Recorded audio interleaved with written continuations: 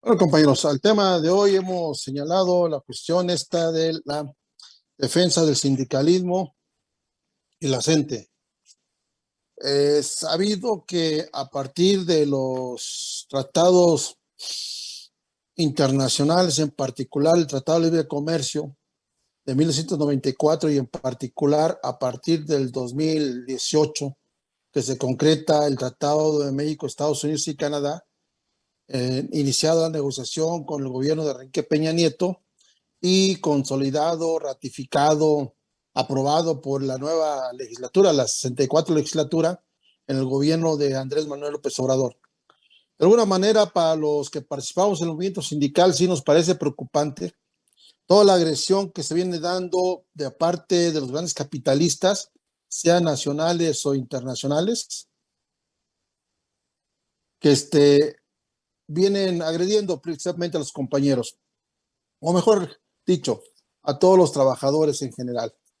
Entonces, esta situación implica necesariamente valorar, analizar, repasar la cuestión histórica, recordar de cómo surgen los sindicatos, que finalmente los sindicatos surgen como una forma de defensa, como un arma de los trabajadores para defender sus derechos y conquistar las nuevas demandas.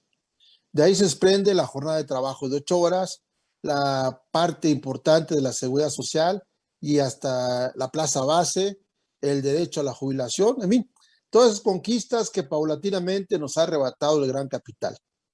Precisamente hay que recordar que todas estas conquistas finalmente son logradas por la cuestión de la lucha de la clase obrera.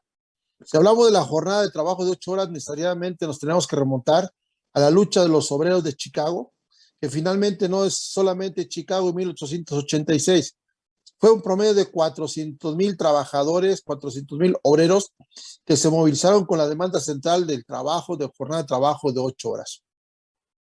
Esto lógicamente fue ejemplo para todo el país, Estados Unidos, y para el mundo, principalmente a partir de que lo aprobó la Segunda Internacional en julio de 1889.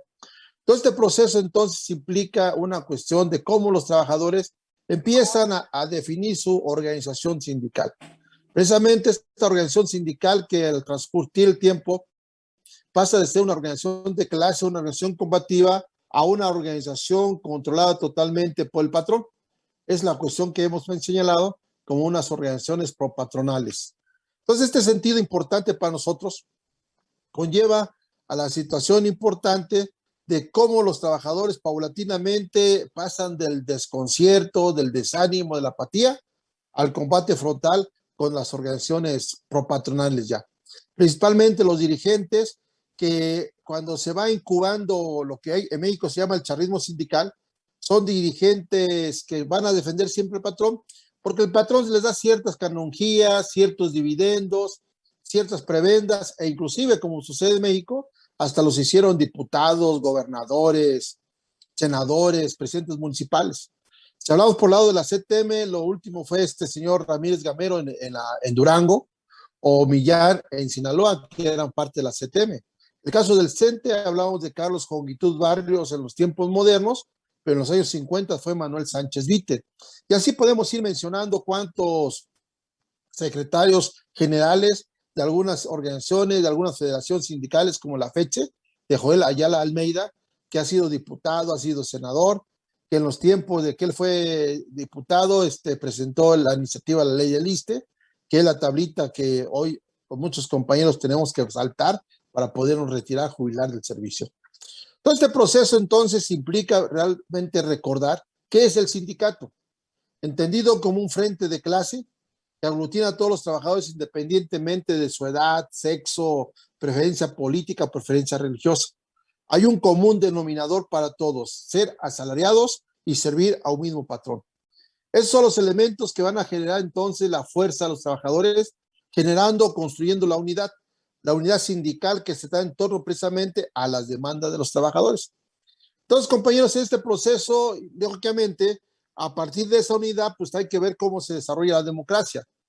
Entendida la democracia como la participación de los trabajadores en la toma de decisiones. Hoy dijera usted la forma horizontal, o sea, todos son iguales, todos analizan, todos discuten y finalmente todos deciden. Ese es el sentido de la democracia. Sin embargo, la parte por patronal, los dirigentes estos verticales corporativos, se han encargado de desvirtuar este elemento de la democracia y lógicamente aplican un verticalismo, una antidemocracia y desarrollan toda una serie de elementos de componenda, chantaje, hostigamiento, represión, precisamente para que los trabajadores no se independicen ni luchen por sus derechos. O sea, finalmente este es el trabajo que se le va a dar a los dirigentes por patronales, que malamente en México se llama sindicato, pero lógicamente son corporaciones de carácter fascista, o sea, porque finalmente es controlar a los trabajadores, eliminan todos sus derechos, independientemente de lo que diga la autoridad, que está en la Carta Magna, que están en las leyes y que de ahí podemos exigir nuestros derechos. Precisamente entonces, en ese sentido, hay que definir lo que es el sindicalismo. El sindicalismo entendido como la parte importante de teoría y práctica de los trabajadores, lo que los obliga entonces a analizar la historia, a repasar sus movimientos, a redefinir el camino de su organización. Esa es la parte importante donde el sindicalismo tiene que ver. Por eso hablamos de la teoría. La teoría donde el trabajador tiene que adquirir una independencia ideológica política, esa teoría que lleva a la reeducación de los trabajadores. O sea, tenemos nosotros que romper con la alienación de varios meses, de varios siglos, mejor dicho, varios siglos donde la clase dominante nos hace creer que ya los derechos están consagrados en la Constitución y de ahí los trabajadores deben de defenderlos, deben exigirlos. Pero lógicamente, al repasar la historia del sindicalismo en México, tenemos luchas muy emblemáticas donde precisamente la legalidad de la clase dominante, la legalidad del Estado burgués mexicano, pues lógicamente no es a favor de los trabajadores, sino al contrario, es para judicializar la protesta, es para criminalizar la lucha popular, es en concreto para negar todos los derechos. Esa es la parte donde precisamente el sindicalismo, con esta cuestión de teoría y práctica, tiene que valorar, tiene que repasar todo este contexto histórico y precisamente nos estamos desarrollando. Es ahí por eso la importancia de que nosotros recuperemos nuestra memoria histórica y podemos analizar, hay varias experiencias sindicales en este país que lógicamente nos dejan grandes enseñanzas, entre ellas precisamente cómo surge el charrismo sindical en nuestro país. Un charrismo sindical que fue protegido, prohijado, apoyado por el caso de Miguel Alemán Valdés. A partir de ahí vino toda una situación de que no solamente el Estado se conformó con el control legal ideológico sobre los trabajadores, sino el charrismo va a ser ese control orgánico al interior de la organización sindical para precisamente frenar todos los descontentos posibles. Por eso el charrismo sindical tiene el apoyo judicial, político, administrativo, económico, militar de parte del Estado. Los charros numéricamente son mínimos, son pocos. Sin embargo, son fortalecidos, han sobrevivido a todos esos vaivenes del gran movimiento de masas. Por ejemplo, en el caso de la Coordinadora Nacional de Trabajadores de Educación desde 1979, han resistido, han sobrevivido precisamente porque el charrismo es protegido por el Estado. A ellos les entregan todas las cuestiones de créditos, todas las cuestiones de respuestas salariales, independientemente de que ellos la hayan conseguido. Ya sabemos que los charros no luchan. Anteriormente se conformaban con el aumento sustancial, ahora ya ni hablan de eso. Pero sí, lógicamente aceptan magros aumentos, miserables aumentos, como el 3.4%. Y esto hay que comentarlo porque muchas veces cuando el pueblo viene en las elecciones, el pueblo piensa esta situación de que puede cambiar por cambio de partido, gobernante o X personaje de la historia, pues lógicamente no cambia.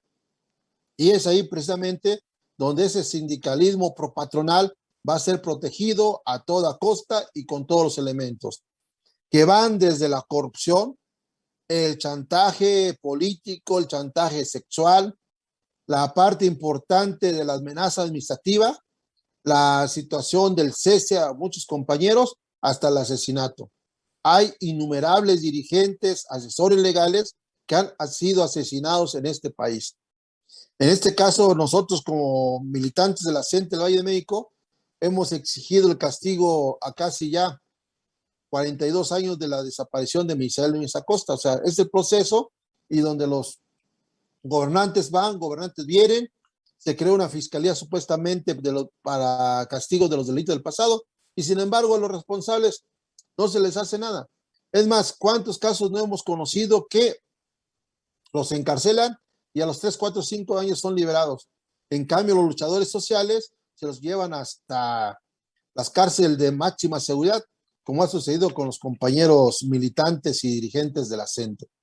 Entonces, todo este proceso importante para nosotros al lado del sindicalismo, precisamente tenemos que recuperar la práctica, recordando que los sindicatos surgieron por iniciativa y voluntad de los trabajadores, que los sindicatos existen por voluntad de los trabajadores, no porque exista la ley que los ampare y los someta. Pero lógicamente, como la burguesía dominante de México aprendió, desarrolló toda una serie de legislaciones para controlar a los trabajadores. Una de ellas es la Ley Federal del Trabajo. Esa Ley Federal del Trabajo que se instituyó desde 1931 y que en 1 de mayo de 2019 ha sido publicada la reciente reforma laboral. Bueno, en todo su conjunto, porque en estos 2 años, la cuestión de la pandemia, el Estado y la 64 legislatura realizaron dos reformas a la cuestión del trabajo. Bueno, lo importante de la reforma laboral, compañeros, es en pocas palabras cómo se eliminan todos los derechos de los trabajadores. Atrás del discurso de que se van a defender la democracia sindical, que se va a insistir en la independencia de los trabajadores, que los sindicatos son ajenos al patrón, al contrario, se reafirma una vez más su control. Ahora, por obligación de la reforma laboral, el 50% de las secretarías de cada sindicato tiene que ser ocupada por la cuestión de las mujeres. O sea, es una cuestión donde de alguna forma el Estado interviene directamente en los asuntos internos de la vida sindical. O sea, esas son las situaciones donde es el patrón, es el poder legislativo, es el poder ejecutivo quien determina precisamente qué hacer al interior de los sindicatos. Ahí está un elemento más. Y esta ley, hay 2 cosas importantes que señalamos. La primera, los trabajadores en general y en particular los de la educación fueron sometidos a casi 16, 17 meses de trabajo. Y en ese sentido, entonces, en este sometimiento, lógicamente tuvo el Estado que legalizar el teletrabajo o el home office. Un teletrabajo que le permite al patrón obtener grandes ganancias y no gastar en las instalaciones. ¿Por qué? Porque en la casa el trabajador adapta un espacio y ahí realiza sus funciones. Pero lo más grave, compañeros, es la situación de haber reglamentado el outsourcing. El outsourcing se estableció en la reforma laboral del año 2012 con Felipe Calderón Hinojosa.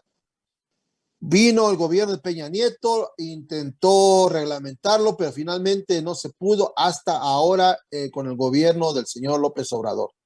Se reglamenta el outsourcing que condena a la precarización laboral. El outsourcing es la tercerización laboral, o sea, no hay una relación directa entre patrón y trabajador, sino hay un tercero, un sindicato, una empresa, un intermediario X, todos ellos son los que finalmente contratan a los trabajadores con las prestaciones que quieran y van a revender ese compromiso laboral que ya contrajo el trabajador por su parte. Esta es la tercerización laboral. Y lógicamente con esas situaciones implica jornadas de trabajo más de las 8 horas que marca la ley. Hay trabajadores que ya inclusive siguen laborando 12, 14 horas. No hay un salario mínimo. No hay una seguridad en el empleo, mucho menos la atención o la seguridad social médica y finalmente no hay una situación que vaya permitiendo una jubilación o un retiro. Esta es la parte importante que nosotros tenemos que resaltar. El año pasado, se continuó la ofensiva contra los trabajadores, algunos al servicio del Estado, trabajadores de educación en Chiapas, Nuevo León, Jalisco, en el Estado de México. En el Estado de México hay un proyecto de reformar el régimen de pensiones y jubilaciones. En el Estado de Jalisco, en el Estado de Nuevo León, en el Estado de Chiapas, ya se concretó esa reforma laboral. Y esa reforma que implica entonces mayor cotización, más servicio, más año de servicio, y esto también es lo mismo que se va a someter a los trabajadores al servicio del Estado, principalmente los maestros, y en este sentido es a los trabajadores generales. Se ha, como siempre, mediatizado, publicitado bastante que ahora el trabajador se puede retirar con 700 semanas de cotización y le hacen su cuenta bastante ahí. Pero lógicamente, compañeros, las situaciones de reducir las semanas de cotización en estos momentos son 1000 semanas, estamos hablando de un promedio de 17 años, pero hay una tentativa que de aquí al 2030 se van a necesitar tener las 1200 semanas de cotización, o sea, casi 24 años para que el trabajador se pueda retirar. Eso es por la parte laboral. Pero también viene la otra parte, dicen estos señores abogados, diputados, otro candado, que es la situación de la parte de superar el ordenamiento cronológico. O sea, el trabajador para retirarse tiene que cubrir la parte cronológica de su vida propia y los años de servicio, o sea, su vida laboral. Cubriendo esas cosas, simplemente avanza. Los compañeros que nos acompañan y que son cotizantes al ISSSTE, los que han sufrido la reforma laboral del 2007 del ISSSTE para adelante, entienden mejor estos ejemplos. No se puede retirar al trabajador del servicio si no ha cumplido los años de servicio que mandata la ley, más la cuestión de la edad cronológica. Esta es la situación importante. En esta ofensiva de nulificar los derechos de los trabajadores, lógicamente implica que hablemos de la reforma laboral educativa que siguen sufriendo, viviendo y sobreviviendo los trabajadores de educación. Nos referimos al documento publicado el 15 de mayo de 2019. La reforma laboral educativa, en concreto, ¿a qué se debe, compañeros? A que se crea un régimen de excepción laboral para los trabajadores de la educación. Anteriormente, en el apartado B, se podía consultar y se garantizaban nuestros derechos y como complemento la parte de la ley del ISSSTE. Pero al establecernos como parte del artículo 3º, a crear una ley exclusiva como es el sistema de carrera para los maestros y maestras, finalmente la figura sindical, en nuestro caso los trabajadores de educación, ha sido negada, nulificada, eliminada. Si bien es cierto que existe una organización sindical llamada Sindicato Nacional de Trabajadores de Educación que representa al señor Alfonso Cepeda Salas, que en abril del 19 se autonombraron el ejército intelectual de la 4T, que han estado de acuerdo en todas las políticas de López Obrador, que aceptaron el regreso a las clases presenciales, es porque en la ley debe existir un sindicato. Pero en la práctica se ha nulificado la cuestión sindical. En términos políticos sensitivos, se llama la bilateralidad sindical. O sea, es cuando el patrón Estado, en nuestro caso, reconoce a la organización sindical. Lo ha reconocido formalmente, inclusive la CENTE ha tenido 18 meses de trabajo con el presidente de la República, de mayo del 19 a diciembre del 20.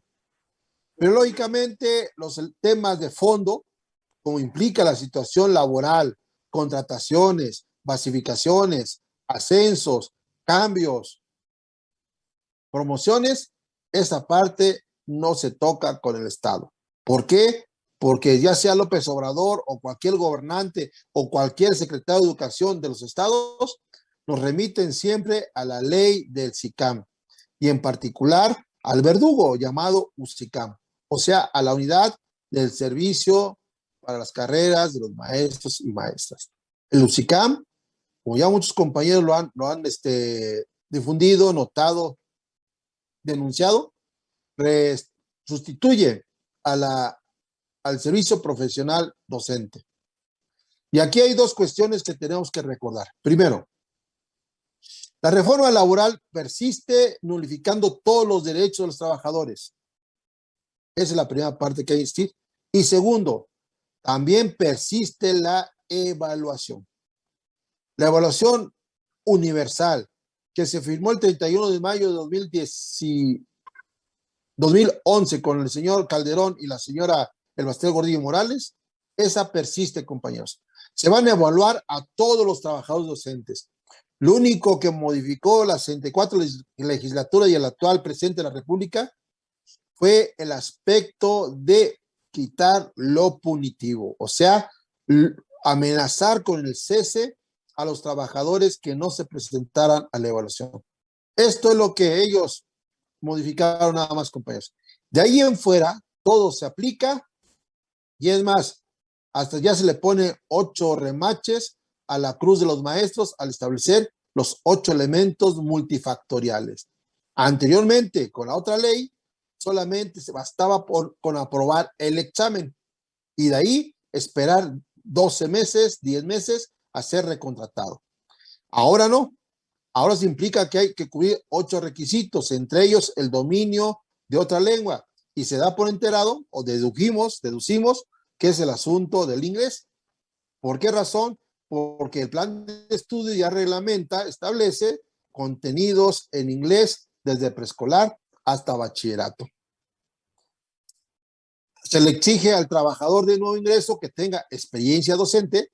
Vean ustedes cuántos compañeros normalistas vienen egresando de sus escuelas y no hay experiencia docente. Sin embargo, la ley del SICAM, o mejor dicho, la ley del SICAM, establece como ordenamiento que todos tengan experiencia docente. Todo esto, compañeros, entonces viene una situación general ya de hostigamiento contra el sindicalismo. En los últimos 40 años ha sido la Coordinadora Nacional de Trabajadores de Educación la que ha sobrevivido, la que ha enfrentado las políticas del gobierno en general. O sea, no hablamos de presidente, estamos hablando de un régimen político, un régimen económico que obedece precisamente a sus intereses y que en esos intereses la clase dominante ha sido privilegiada obteniendo grandes beneficios e incrementando sus recursos naturales. Por eso nosotros insistimos que tenemos que analizar todo este recuento histórico. Si hablamos del 89 para acá completamente, este elemento implica entonces 33 años de agresión constante contra el sindicalismo, que no es nuevo.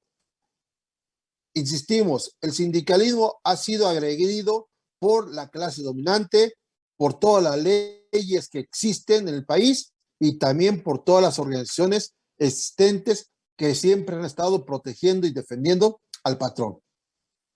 Entonces ahora el sindicalismo tiende precisamente a desaparecer. Hay un intento, hay una descomposición. Cada gobernante busca lavarle la cara al sistema, hacer creer que están avanzando las cosas. El gobierno del cambio o el gobierno de la cuarta transformación. Cualquiera, ustedes vean todos los eslogans y aparentemente es cambiar las cosas. Y en ese sentido, bajo el auspicio, protección del gobierno de Andrés López Obrador, el actual senador por Morena, Napoleón Gómez Urrutia, impulsa la constitución de la Central Internacional de los Trabajadores. Y plantea entonces cómo va a ir rescatando a todas las organizaciones que se vayan saliendo de la CTM, de la CROG, de la CT, de la CROM, en fin, de todas las organizaciones tradicionales corporativas controladas bajo el Estado, y que finalmente van a buscar esa partecita de cómo sobreviven. Algunos abandonaron hace años la playera tricolor. Otros ya hace 8 o 10 años abandonaron la bandera blanquiazul. Ahora muchos están optando por la bandera marrón, morada o del color que sea, pues. Pero lógicamente, curiosamente, como la Central Internacional de Trabajadores coincide con el color que utiliza el Partido de Movimiento de Regeneración Nacional, Morena. Todo este proceso está dándose, compañeros. Y ahora hay que partir de algunas cuestiones. ¿Cómo a partir del capítulo 23A del Tratado de México, Estados y Canadá se permite la injerencia de organismos internacionales, por ejemplo, la Organización Internacional de Trabajadores?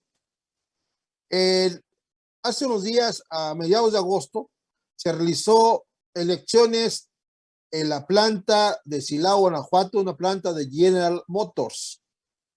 Fue un recuento de su contrato colectivo. Bueno, primero la representación sindical y estaba de por medio la titularidad del contrato colectivo. Finalmente, los trabajadores decidieron deshacerse del charrismo de la CTM y entonces ahora el contrato colectivo tiene que ser integrado con un nuevo sindicato, pero lo peor, tienden precisamente a individualizar la relación laboral. Cabe mencionar que estas elecciones estuvieron supervisadas por la Secretaría de Trabajo y Previsión Social, concretamente por la señora Luisa María Alcalde Justiniani, perdón, es Luisa María Alcalde Luján, la hija del, bueno, el abogado Alcalde Justiniani.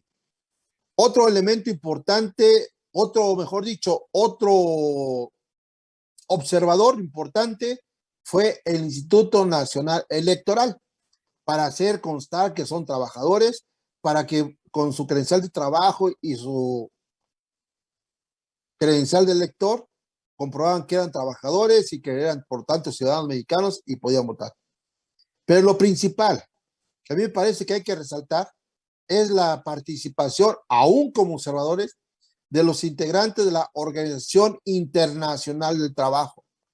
Y esto, compañeros, abre un precedente para que en varias organizaciones sindicales, los de la OIT, por ejemplo, que son instrumento del imperio para reglamentar las relaciones laborales a nivel mundial, quieran estar presentes en todo proceso sindical, supuestamente para validar y dar fe y legalidad. Pero ya sabemos que finalmente esa fe y legalidad implica la situación de una intervención directa en los asuntos propios del Estado. Entonces, este elemento lógicamente crea todo un precedente y entonces ahí está una vez más la injerencia del imperio, organizaciones imperialistas o directamente el gobierno federal a través de la Secretaría de Trabajo y Previsión Social. En este mismo sentido, entonces, compañeros, hay que partir de cómo estamos planteando entonces, por qué hacemos junto con la defensa del sindicalismo, la defensa de la Coordinadora Nacional de Trabajadores de la Educación. Una organización que se ha caracterizado por enfrentar directamente la política educativa del Estado, pero que básicamente en su esencia, reglamentada, establecida en el primer Congreso Nacional de los Trabajadores de la Educación de la CENTE, y que finalmente permite reafirmar su existencia por el momento. La CENTE se ha caracterizado como una organización de masas, independiente del Estado, de la burguesía, del charrismo sindical y de los partidos políticos. Ahí está precisamente la gran fortaleza que ha tenido la Coordinadora Nacional de Trabajadores de Educación. Ustedes saben que precisamente los dirigentes sindicales, pues muchos son susceptibles de corrupción, otros son susceptibles de cooptación, dejan las filas del movimiento democrático y se van a las filas del charrismo sindical.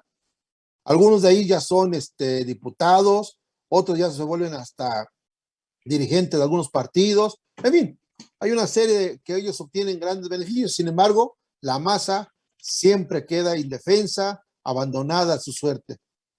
Pero lógicamente en estos 40 años de fragor de la lucha de clases, precisamente es la base que ha aprendido a organizarse, entendida que si un dirigente lo hacen diputado, lo nombra secretario de Educación, pues no afecta al movimiento, porque precisamente ese movimiento se ha basado en las decisiones, en la fortaleza de los compañeros de base, es decir, en la organización de masas. Eso es lo que ha permitido. Pero sin embargo, compañeros, a pesar de conocer la tradición de lucha de la CENTE, a pesar de enfrentar todos los embates, a pesar de renovar las direcciones sindicales en algunos lados, lógicamente el Estado y el charrismo sindical van haciendo su labor de zapa para que vayan intentando destruir las organizaciones y de esta manera buscan algunos, dijéramos, connotados personajes. Algunos son hasta senadores. Entonces, este proceso importante, ¿para qué? Pues para golpear, decimos, a la Coordinadora de Trabajadores de la Educación. Es sabido que desde la reforma de Calderón en el año 2012 se planteó la llamada libertad sindical. La libertad sindical que permitía y permite todavía que con 20 elementos se forme un sindicato.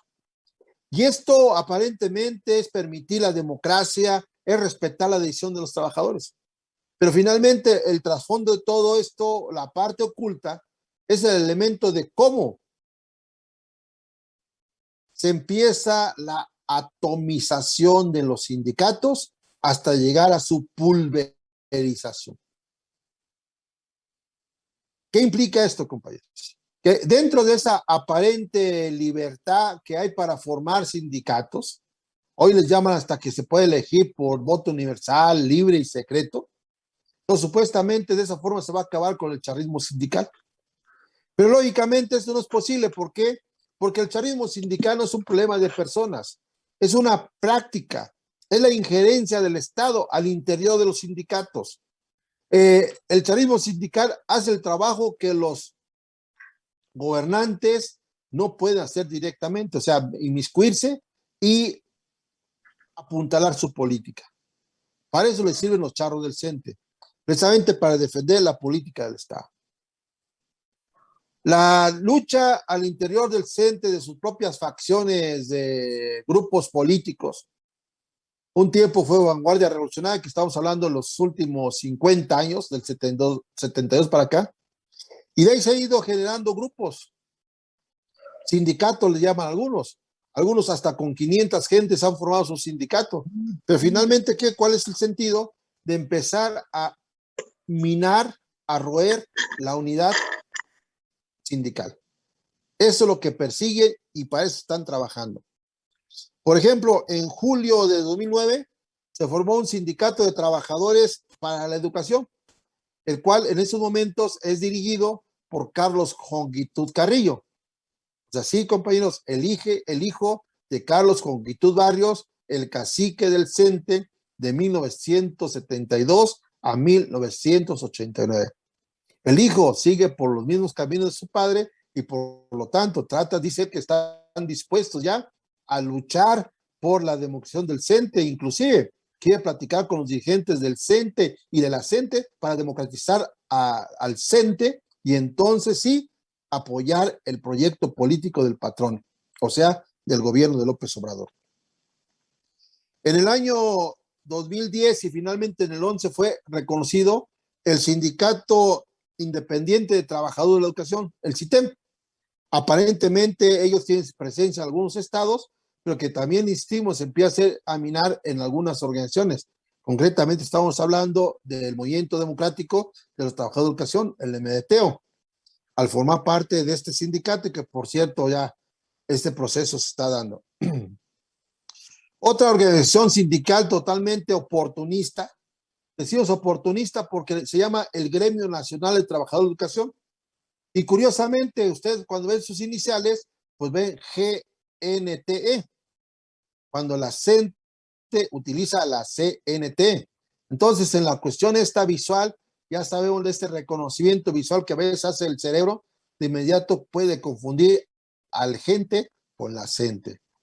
Y aquí en este sindicato hay varios que fueron dirigentes de la sección 56, por ejemplo, Homero Polito.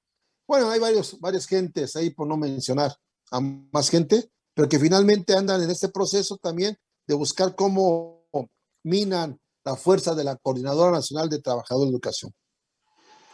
Y por último, hace unos días, el 4 de septiembre, a través de las redes sociales, se notificó la creación del Sindicato Nacional del Sector Educativo, donde junto con otros personajes, Rojas de Oaxaca, por ejemplo, a nivel nacional, aparece Juan Iván Peña Neder. Para los compañeros que ya saben a quién nos referimos, es un tipo que estuvo trabajando con el Bester Gordillo Morales, que fue parte fundadora de las redes sociales progresistas hasta que lo corrieron, pero que finalmente busca formar también su sindicato, que también en sus declaraciones que aparecen en las redes sociales ha señalado que él puede platicar con todos y es más que es muy cercano al señor López Obrador y a la señora Elbaster Gordillo Morales. Esas organizaciones, compañeros, son las que poco a poco van apareciendo en la palestra política. Pero lógicamente no son los únicos. También hay otros que se van desprendiendo. Este proceso importante es, por ejemplo, cuando el 5 de septiembre en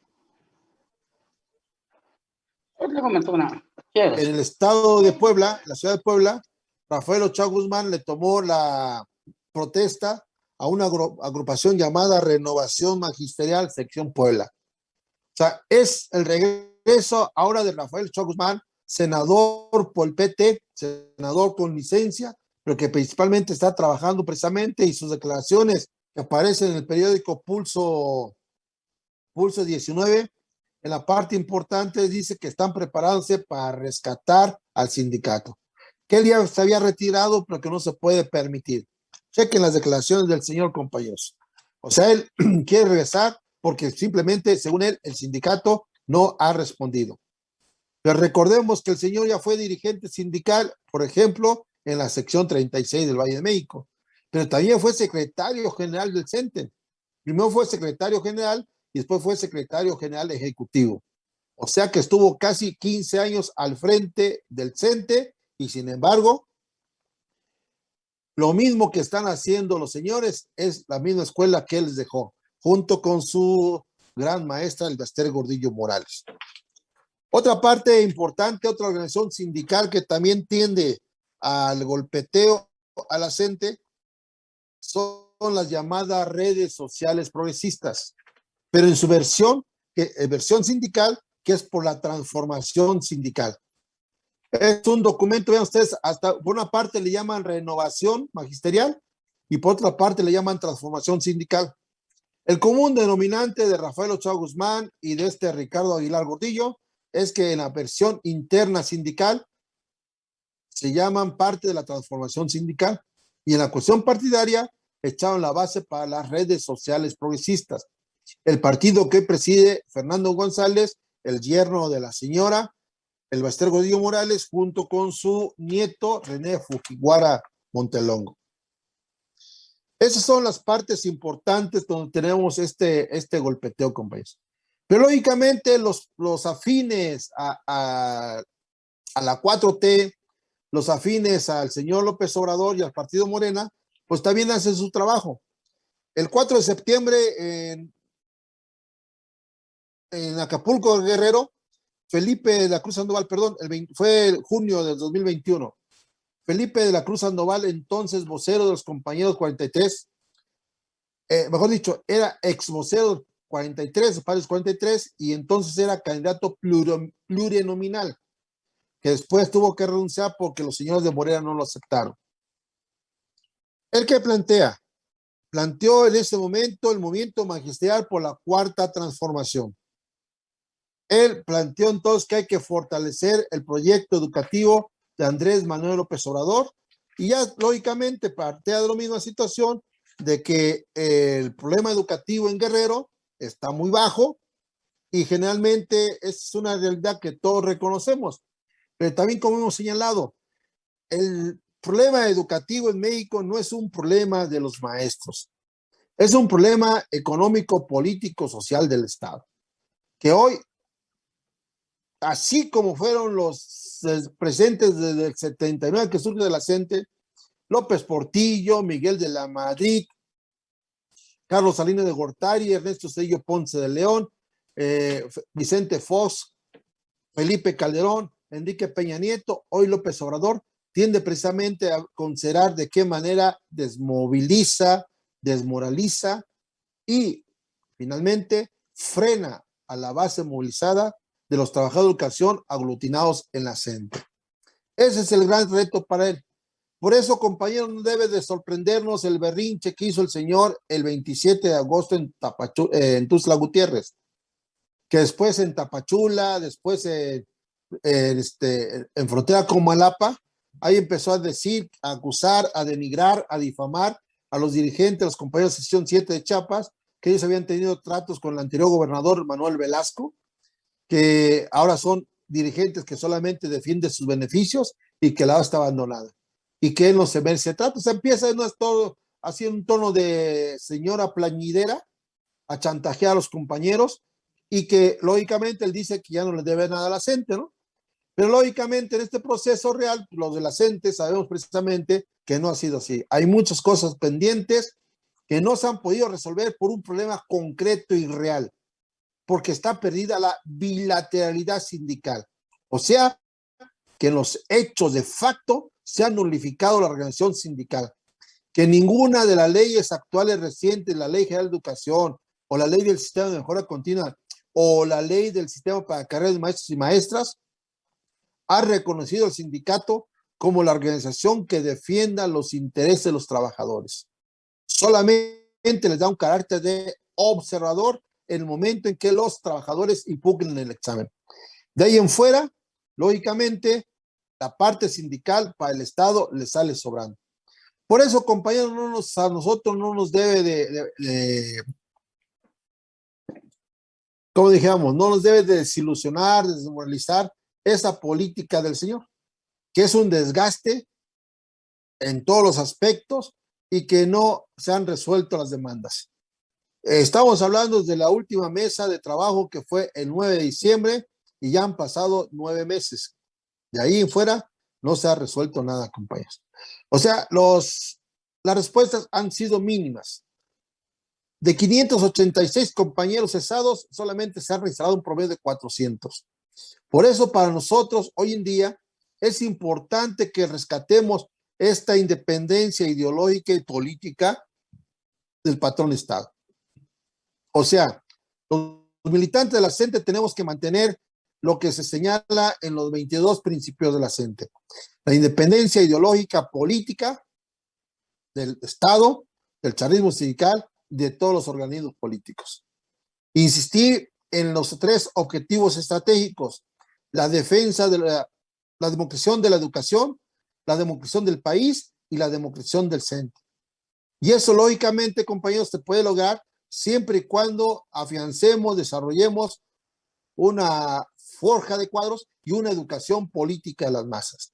O sea, los cuadros, cuando hablamos, principalmente son los compañeros de mayor claridad política, son los que se preocupan por las organizaciones sindicales, por desarrollar el movimiento de manera independiente y, lógicamente, necesitan sus elementos de educación ideológica, porque es sabido que la lucha ideológica, la lucha teórica, la lucha por desembarazarse de las ideas viejas del pasado, pues es lenta, es difícil, es desgastante y exige de todos los compañeros mantener la consecuencia y la combatividad, porque los que llegan a flaquear finalmente se vuelven colaboradores del Estado y muchos de ellos engrosan las filas del charrismo. Esos dirigentes, para que vayamos poco a poco identificándolos, pues nunca, es igual como los charros, o sea, por eso hablamos del nuevo corporativismo, del nuevo charrismo. No informan constantemente a los trabajadores, o sea, a sus representados, abandonan sus demandas, se dedican a buscar sus beneficios personales, desmovilizan a las masas, no los informan, no convocan a las instancias propias del movimiento, en fin, en pocas palabras, mantienen al movimiento a la base, al margen de todas las instancias de decisión, precisamente para que, pues para que ellos tengan las manos libres y puedan hacer lo que les plazca o lo que mejor les convenga. Esa es la parte importante donde los militantes de la CENTE debemos estar vigilantes sobre los dirigentes, recuperando precisamente, aplicando y exigiendo que se respete el centralismo democrático, que es un resolutivo del 6º Congreso Nacional Ordinario de la CENTE, realizado en octubre de 2001. El centralismo democrático depende y especifica que la autoridad emana de las masas, en primer lugar. En segundo lugar, que la dirección es elegible y revocable. Es decir, nosotros tenemos que retomar esa experiencia del movimiento sindical internacional. Dirigente que no esté respondiendo a sus intereses tiene que ser revocado. Así podemos evitar, compañeros, que se incube el neocharrismo. Esa es la única forma. Pero para ello hay que realizar un gran despliegue informativo, mantener escuelas constantes, permanentes de educación política, desarrollarlos en círculos donde podamos. Poco a poco es como entonces elevamos el nivel de las masas. Y lógicamente una prensa que constantemente esté analizando los problemas del momento, los problemas candentes del movimiento, que implica entonces orientar a los compañeros, ayudarles a fortalecer su conciencia de clase, ayudarles a fortalecer su combatividad.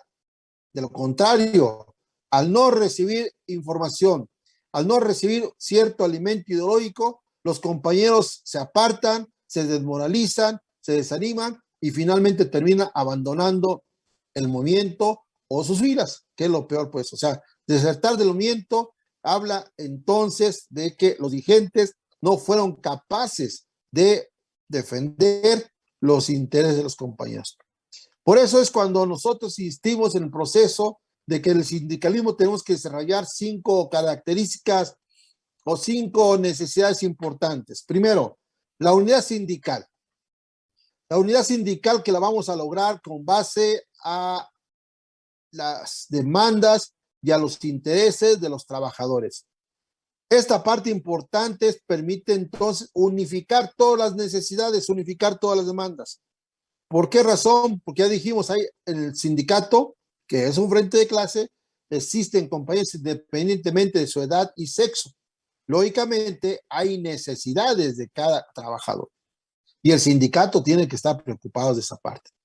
Segundo elemento, la cuestión de la democracia sindical.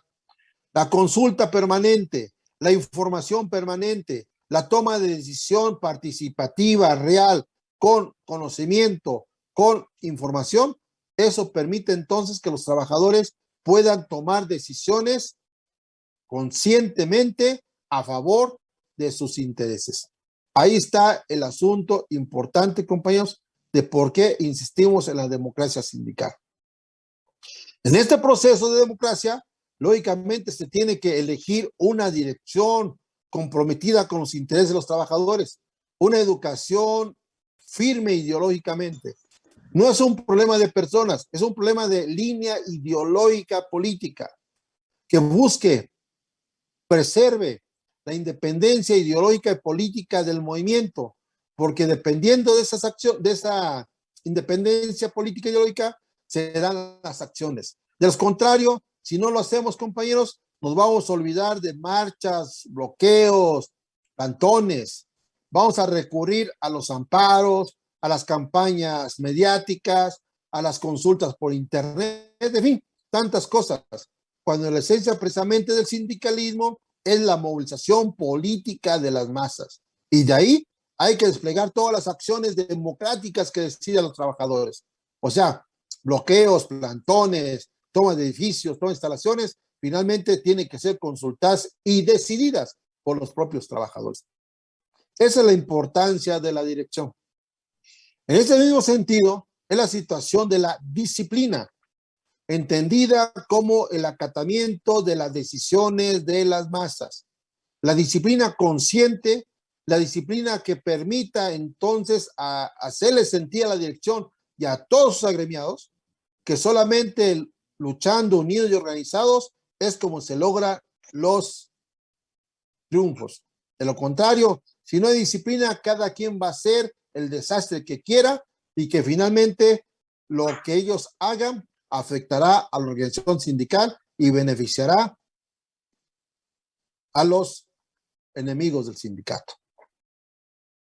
Y finalmente, compañeros, de estas 5 características, o sea, a la unidad, a la democracia, a la dirección y a la disciplina, tenemos que darle un elemento importantísimo, la combatividad. Hablar de combatividad implica cómo ser consecuente en la lucha política. Hablar de combatividad es explicar a los compañeros que no es un problema de a cada hora su incalculable fortuna, compañeros. Por eso nosotros en este proceso insiste de cómo hacemos la defensa del sindicalismo. No solamente la defensa de la organización sindical, no. Hablar del sindicalismo es defender todas las conquistas que el trabajador ha arrancado, ahora sí que a base de sangre, sudor y lágrimas. A partir de que muchos miles de trabajadores han entregado su vida, muchos con nombres reconocidos, otros de manera anónima, pero todos han contribuido a la causa para que los trabajadores puedan tener vacaciones, reparto de utilidades, el derecho a la sindicalización, el derecho a la seguridad social, el derecho a la jubilación, una jornada de trabajo de 8 horas. Todo ese proceso, compañeros, no podemos olvidarlo, no podemos soslayarlo en pocas palabras. Lo importante para nosotros es que en esta consultación sindical fortalezcamos nuestra conciencia, abrevamos, busquemos los teóricos del proletariado que permita fortalecer nuestra conciencia, que repasemos la historia del sindicalismo y en particular a la organización sindical que pertenecemos. Ahí está el asunto importante. ¿Para qué? Para que precisamente a partir de este reconocimiento de nuestro pasado podamos entender el presente y entonces replantemos nuestras demandas. Insistamos en la situación importante de que nada se hará sin que los trabajadores lo hagan, pues. O sea, en pocas palabras, nadie hará lo que a nosotros nos corresponde hacer. Ahí está el asunto importante. Pero para eso necesitamos fortalecer nuestra conciencia. O sea, investigar los elementos importantes donde nosotros podamos fortalecer nuestra conciencia. La lucha sindical en México es muy enriquecedora de todos los tipos. Si hablamos de un sindicato obrero, automotriz, o si hablamos del sindicato minero, del sindicato ferrocarrilero, o sea, compañeros, hay experiencias importantísimas de lucha. Y lógicamente no podemos estar confiando en el Estado, porque el Estado en cualquier momento, aplicando la ley existente y la que no la crean, compañeros. Eso no es problema para el gobernante, no hay problema crear leyes. Para el Poder Legislativo, Poder Ejecutivo, no hay problema para crear ley. Y con leyes, con decretos, determinan la desaparición de algunos sindicatos. Por ejemplo, Ruta 100, SUTAUR, el Sindicato Único de Trabajadores de Autotransporte de la Ruta 100, en 1995 fue desaparecido por decreto del señor regente, entonces, señor Espinosa Villarreal.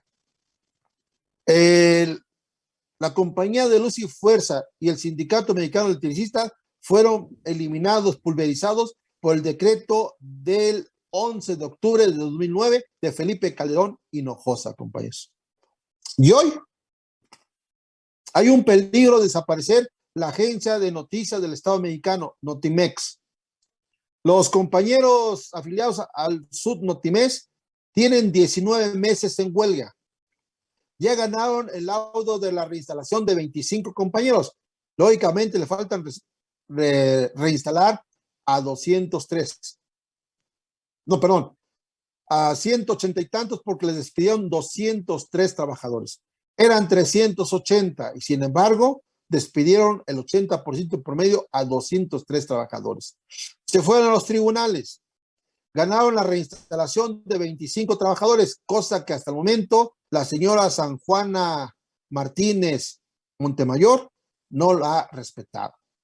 En los tiempos de huelga, esta señora se ha gastado todo el presupuesto de Notimex, ha ascendido a sus incondicionales, les ha dado a algunos hasta el 100 y 200% aumento salarial y siguen haciendo esquirolaje. Mientras los compañeros han instalado plantones frente a las instalaciones, un plantón ante Palacio Nacional de un mes y días, y sin embargo el conflicto, compañeros, hoy está cumpliendo 575 días de huelga, más de 19 meses, compañeros. Por eso decíamos, al Estado, más allá de su discurso del bienestar, de la 4T, de primero los pobres, tiene precisamente a compañeros que inclusive acaban de fallecer, dos corresponsales, uno de Venezuela, en el conflicto pues laboral. Todo este proceso, compañeros, nos tiene que obligar que el trabajador no puede confiar en el Estado de Derecho mexicano o el Estado de burgués, que finalmente la voluntad de la clase dominante echa ley. No puede confiar en ningún gobernante porque una cosa es el discurso y otra cosa son los hechos. Porque a los personajes, a los partidos políticos, a las organizaciones sindicales, las podemos conocer por lo que hacen, no por lo que dicen ellos que lo son. O dijera la cita bíblica, por sus frutos lo conoceréis. El Señor, como ustedes saben, el señor presidente ha utilizado todas las conferencias mañaneras para denostar al movimiento, principalmente a las organizaciones sindicales que lo han enfrentado, lo han combatido. Y él, a partir precisamente de esta gran tribuna, que es la conferencia mañanera que se transmite en cadena nacional y que tiene sus réplicas con los llamados youtubers, se han dedicado precisamente a denostar al movimiento, a descalificarlo, a calumniarlo, a difamarlo. Por eso lo que mínimo que podemos hacer nosotros es una situación, compañeros, de rodear la mayor solidaridad posible a todas las huelgas que se desarrollen. El prestigio que tienen los trabajadores de la educación es muy alto, y si se vincula con el pueblo, con los otros asalariados, lógicamente podemos avanzar en la constitución de un frente de clase que permita entonces coordinar todas las luchas, que con una plataforma conjunta de demandas empecemos a exigir lo que por derecho histórico nos pertenece. 1, la situación del respeto a la jornada laboral. 2, la solución a todos los problemas. 3, la recuperación de la jubilación. Tenemos que ser claros en este aspecto, compañeros. El Estado mexicano en 2004 a los del IMSS y 2007 a los cotizantes del ISSSTE les arrebató el derecho a la jubilación. Hoy, los que han ingresado hace 17 años o hace 14 años en promedio, no tienen jubilación, tienen retiro. Un retiro que se lo han jineteado las Afores, precisamente que son manejadas por los grandes capitalistas, principalmente los que están vinculados al banco. Pero aún así también el patrón, el Estado mexicano, también ha dispuesto de los ahorros del trabajador. Por ejemplo, para la construcción del Aeropuerto Internacional de Ciudad de México, que se iba a hacer en Texcoco, que después el nuevo presidente dijo que ya no, se tomaron 456 millones de pesos del pensionista. Y es un dinero que fue despilfarrado, fue tirado a la basura, que el gobierno no le va a reponer a los trabajadores.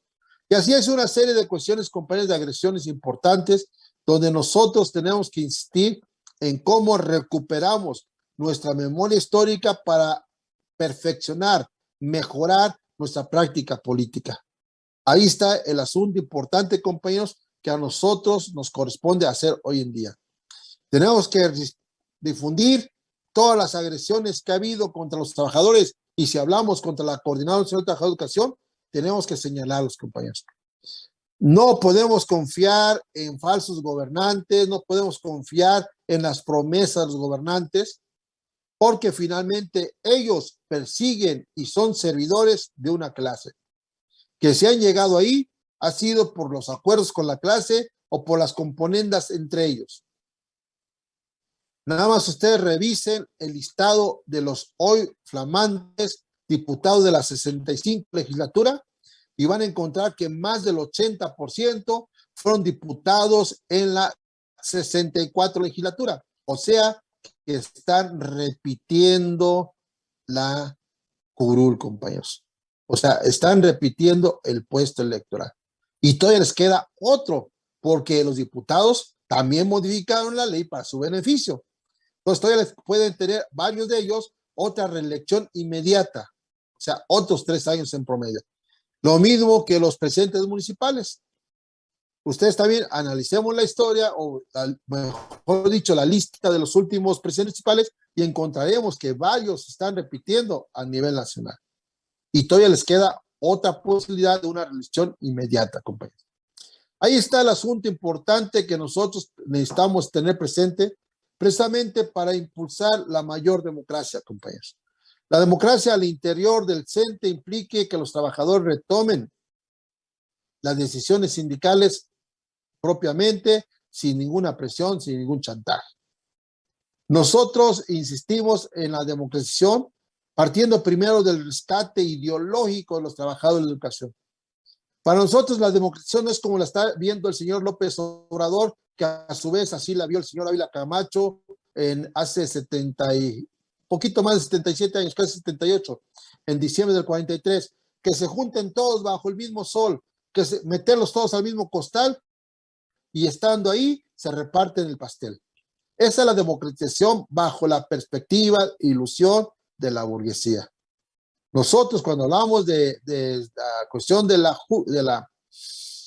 democratización es el rescate de las estructuras desde abajo, poco a poco jalar, incorporando a los compañeros, reeducándolos, desalienándolos, insistir que ellos son los trabajadores que tienen que tomar decisiones y la vida sindical en sus propias manos. Esa es ahí la cuestión importante de la democratización del CENTE, compañeros. En este mismo sentido, también seguir trabajando por la democratización del país. O sea, cómo a partir de los diversos contactos que tengamos con los diversos pobladores, lo importante es seguir señalando esta injusticia, esta situación de desigualdad, que mientras 300 personas en México tengan grandes riquezas y más de 100 millones o casi 100 millones de mexicanos están en la pobreza, algunos están peor, 60 millones llaman pobreza extrema, digo, para no decir que están en la miseria, o sea, para que no se oiga muy feo, miserable. Ya saben que a veces ahora con este asunto del lenguaje inclusivo, no tenemos que ser ya tan drástico decir las cosas. Los compañeros supuestamente están en el asunto de la pobreza extrema. O sea, en pocas palabras, están en el hambre y miseria y ya tienen ahí casi 3 décadas, compañeros. Ese es el resultado de la política de las reformas estructurales que desde 1989 se están aplicando en este país y que se ha modificado la Constitución precisamente para tener la cobertura legal de su aplicación, compañeros. Y finalmente, compañeros, el aspecto de la democratización de la educación.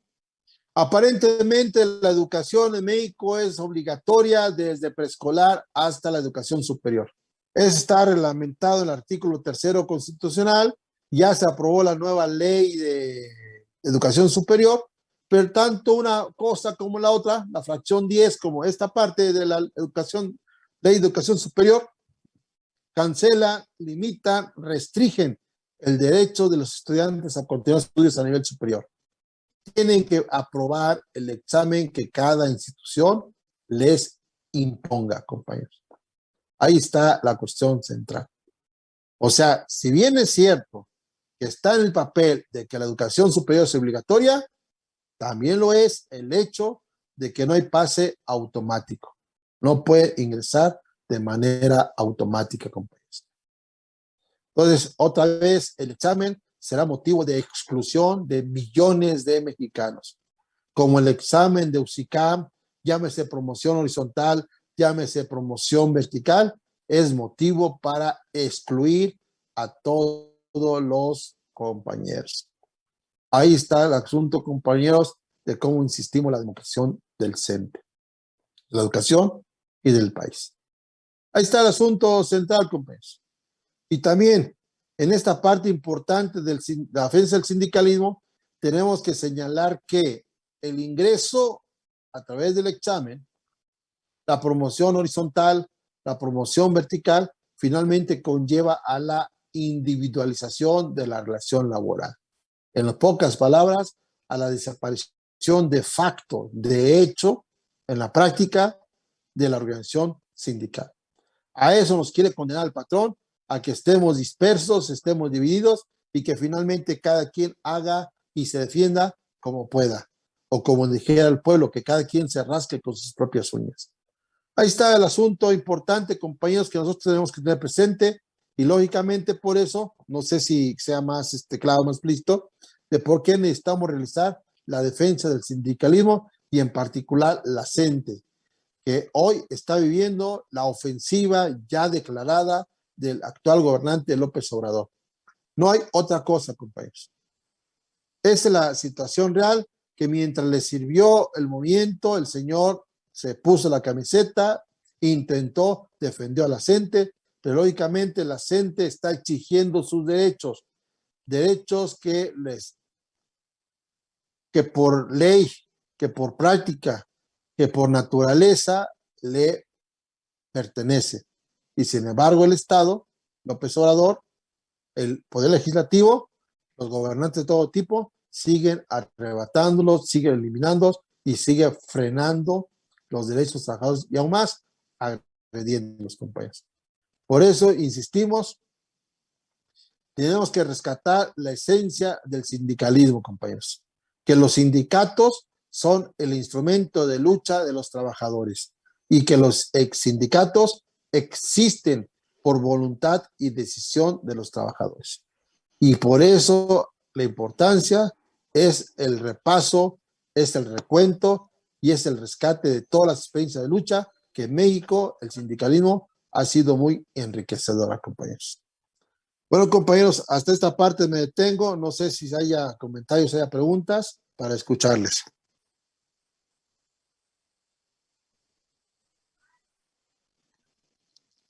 Escuchamos, compañeros.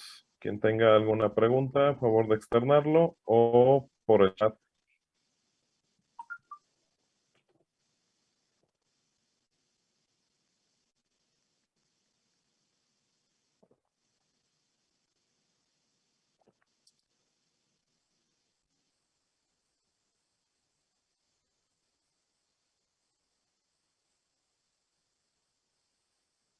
No hay dos comentarios en el chat. Bueno, dicen en Tabasco ya es ley, el 85% de la esperanza de vida es 64 años. Calixto Raimundo, ¿puede abordar algo sobre el nuevo reglamento, las implicaciones? Son los comentarios del chat, maestro. Dice el nuevo reglamento para las elecciones seccionales, a eso se refiere. Muy bien, ya.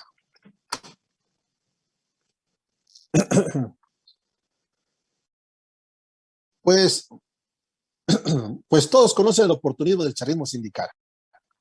Hace rato les comenté que en abril se pusieron la camiseta de la 4T y se declararon el ejército intelectual. Entonces, cuando el Senado mexicano ya aprobaba el acuerdo 87 de la OIT, Organización Internacional del Trabajo, que eran dos acuerdos, precisamente el 57 y el 89, para la cuestión de que se pueda ratificar el TEMEC en el Parlamento estadounidense. Finalmente, el Estado mexicano aprobó eso y después de ahí se publicó la nueva ley federal del trabajo. En ese proceso, el chavismo sindical actúa y elabora el reglamento de las asambleas electivas delegacionales, que viene a sustituir, según el documento, a los congresos seccionales, aplicando el principio del voto universal, libre, directo y secreto. Aparentemente ahora eso se lleva a las secciones, pero aquí empezamos con los peros de ley, compañeros. El proceso de elección, el comité electoral, la elaboración de las boletas, la vigilancia del proceso electoral y el recuento de las boletas electorales lo hará el Comité Ejecutivo Nacional o bien el Comité Ejecutivo Seccional. Esa es la primera cuestión. En segundo lugar, hay un requisito de que el secretario general de la planilla en campaña tiene que haber ocupado o haber sido precisamente integrante del comité seccional. Y entonces, a partir de ahí viene el proceso y se va a concentrar a los trabajadores de educación, de acuerdo al documento, en algunos municipios, en algunas regiones, donde supuestamente tienen que ir a votar los trabajadores de educación, previa credencial del CENTE y con su credencial del INE. Entonces, ¿qué implica aquí? Que esos señores van a controlar todo el proceso desde el principio al final. Todas las planillas que quieran participar o quieran contender por la elección de X sección tienen que registrarse previamente ante el Tribunal Electoral. O sea, perdón, ante el Comité Electoral del CENTE seccional o nacional. Y ellos van a dictaminar quiénes son. Si durante el proceso electoral hay inconformidad de los trabajadores, hay protesta, hay violencia, quien esté de observador y que esté presidiendo el proceso electoral tiene la facultad para suspenderlo.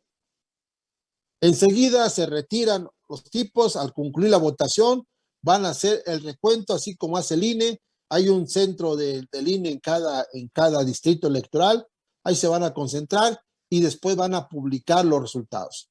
Solitos lo van a nombrar, van a contar, va a estar el representante de la planilla, les da la opción de una planilla ya de composición, o sea, primero la planilla, lógicamente va a haber una minoría, les van a dar tantas carteras para que se integren. Pero aquí hay un elemento importante, compañeros, que ya publicado el dictamen de la votación, se pueden hacer impugnaciones, pero no alteran el fallo del comité electoral. O sea, ya publicado el resultado, lo que hagan los representantes, los integrantes de las otras planillas, no cambiará la decisión de este comité. O sea, es algo parecido, es la versión del INE, del Instituto Nacional Electoral, al interior del CENTE. Entonces, es lo que este señor, el Tribunal Plácido Velázquez, ha sido supuestamente no se ha aprobado para el CENTE. Sin embargo, el CENTE en varias secciones, como la sección 36 del Valle de México, ya está preparando las asambleas delegacionales. Este documento no incluye en este reglamento, no incluye las asambleas delegacionales porque supuestamente ya se desarrolla el voto universal, directo, libre y secreto, y supuestamente los trabajadores desarrollan su elección sin presión. Pero los que trabajamos en el Valle de México sabemos cómo se manejan las cosas. Llega el coordinador sindical, habla con el supervisor, a veces hablan hasta con el jefe de sector y empiezan a hacer la radiografía de cada delegación, arman los comités delegacionales a su gusto, les dan todas las facilidades posibles y si hay planillas del movimiento de la CENTE, lógicamente esos no van a tener las mismas facilidades de publicidad, de campaña para realizar su promoción del voto. Eso hay. Entonces es falso. Es lo que nosotros queremos decir. Es falso que con el voto universal, libre y secreto se acabe el chavismo sindical. Compañeros, nada más pensemos. ¿Por cuántos años el gobierno hegemonizado por el PRI desarrolló votaciones universales, libres y secretas? Recordemos, compañeros. Si hablamos de los tiempos de Carranza hasta el 2000, el PRI controló, hegemonizó y tuvo votaciones. Después vino ese recambio, la llamada alternancia en el poder, que solamente beneficia a los grandes capitalistas. Le dejaron 12 años al PAN. ¿Para qué? Para que profundizara las reformas estructurales. O sea, la reforma energética, fiscal, la laboral, la educativa, la política, la hacendaria, o sea, todo este proceso importante. Y con Peña Nieto se profundizó, inclusive se modificó la ley de amparo, se modificó la situación de la reforma energética, la parte importante de que permite entregar el país en bandeja de plata al capital extranjero.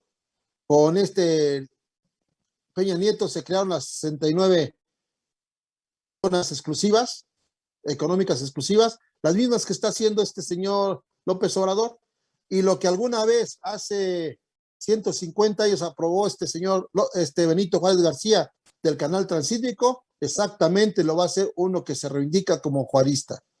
El canal transísmico que de Coatzacoalcos, Veracruz, va a atravesar el Ixo de Tehuantepec para salir a Salina Cruz. O sea, unirá el Golfo de México, el Océano Atlántico, con el Océano Pacífico. Es el proceso complejo.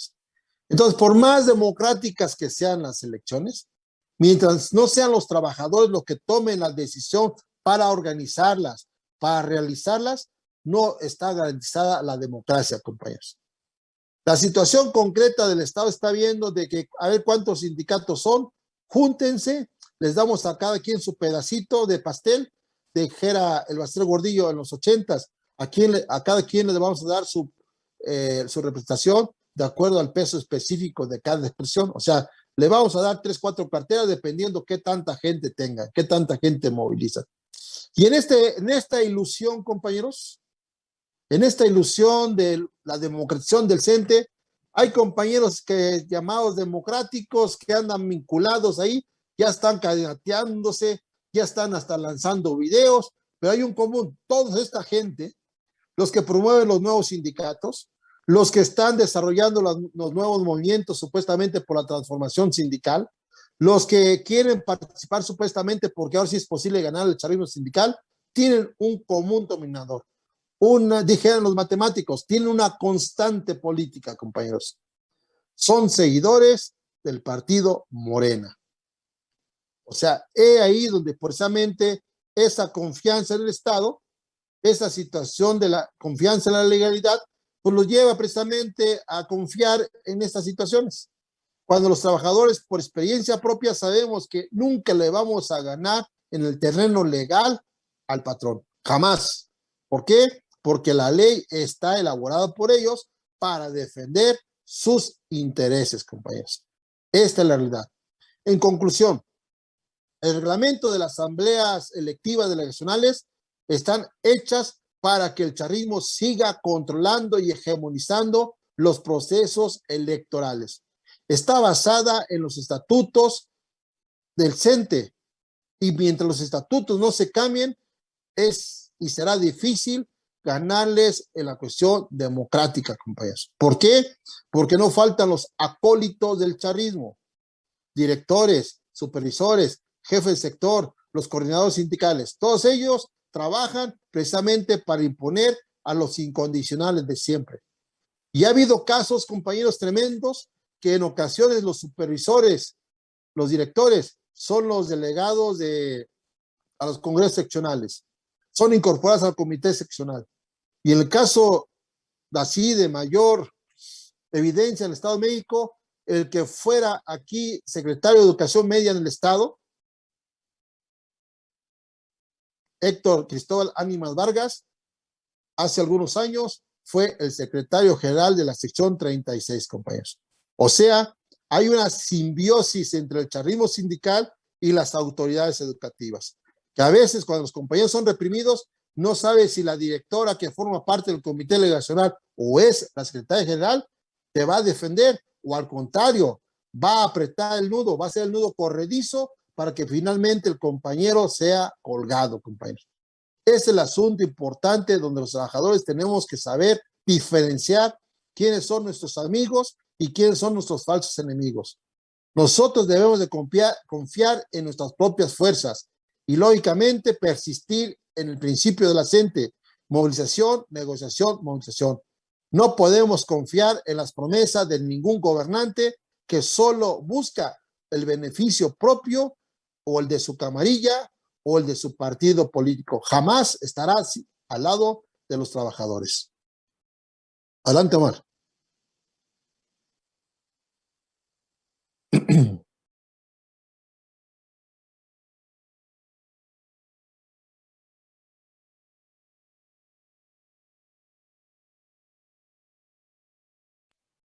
Omar.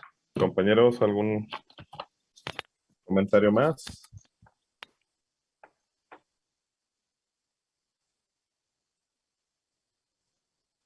Bueno, mira, si me permites, quiero ahondar en esto. Mira, aparentemente muchos compañeros pueden pensar que el outsourcing no nos afecta. O sea, que los trabajadores de educación estamos totalmente alejados de esta política. Y al contrario, hoy en día existe que se aplique el outsourcing al interior de la Secretaría de Educación Pública.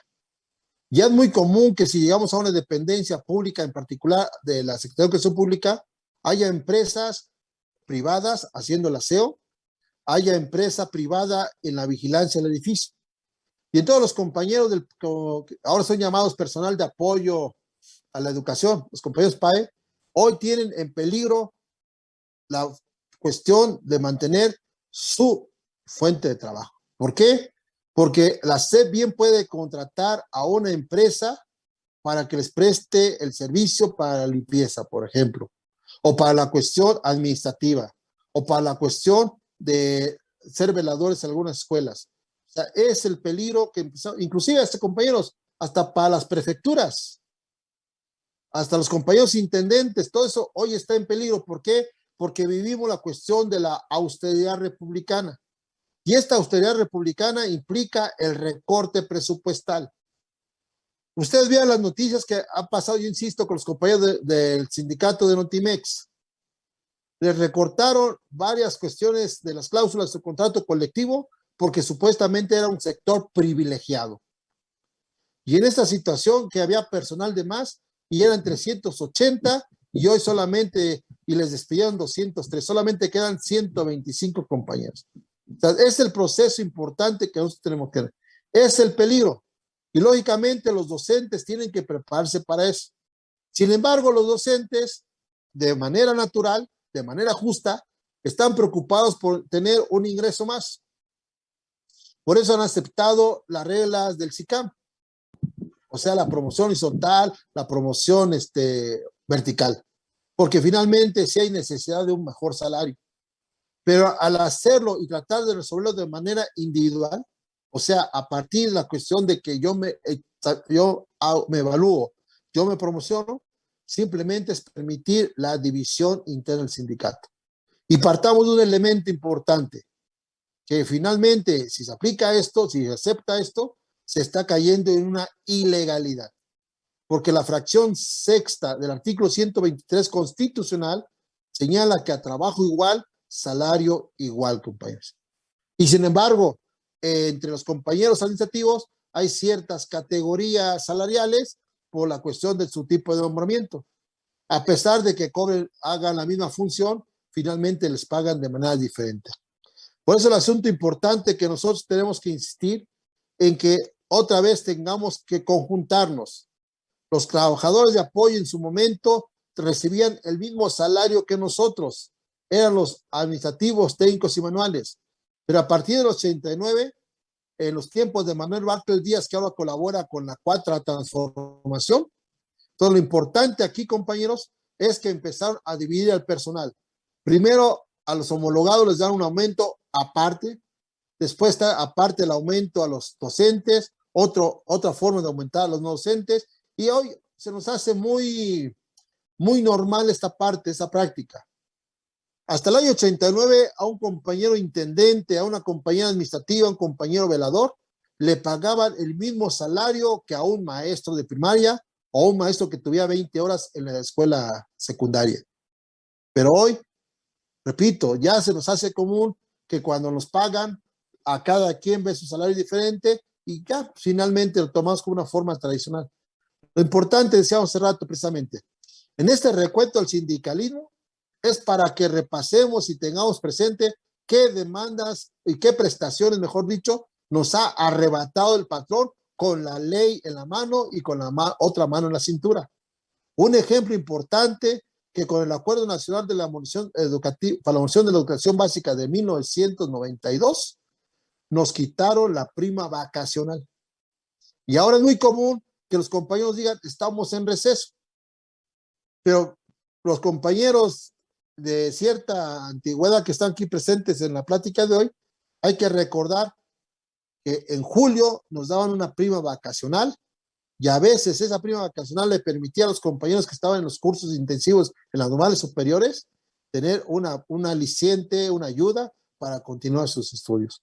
Esto es lo que el Estado nos ha quitado, compañeros, y que por eso necesariamente tenemos que hacer un recuento de todas las conquistas que nos ha arrebatado para que volvamos a replantearlas y luchemos por ellas.